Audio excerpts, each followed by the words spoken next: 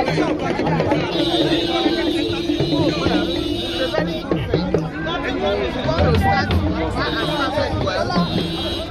has laid the foundation for the prayer, which is very essential. That means he has completed his reign to the hands of the Bible, and he has completed his entire life and the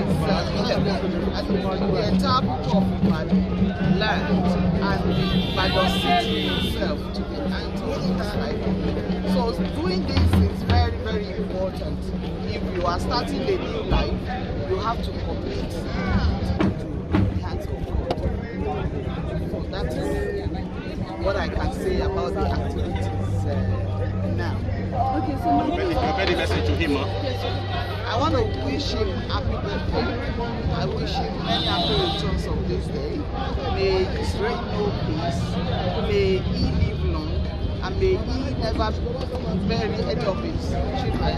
He never will provide for his children. And the entire city of Olubadan will use his reign as a case study. Inshallah. Please briefly, Yoruba ma'am.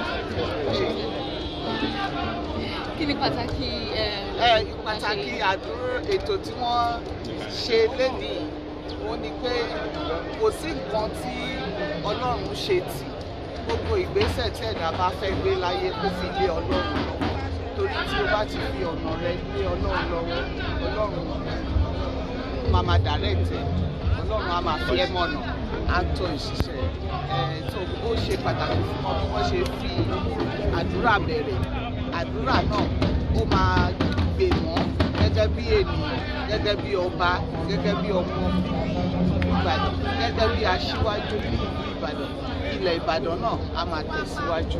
Kí ni àwọn àfihànṣẹ́ sí yín sí wọn fún pàtàkì ayẹyẹ jáde? Wọ́n ní rántí ọjọ́ ìbí wọn kú sẹ́kù ọ̀dẹ ní Ọlọ́run á fún ọ ní ẹ̀mí kíkún àti àlàáfíà wọn ní fi àìsàn nígbà wọn á fún lórí oyè náà ọlá ńlá àti àlàáfíà wọn ní mọ̀ṣáré wọn ní fún wọn lókun sí. Thank you.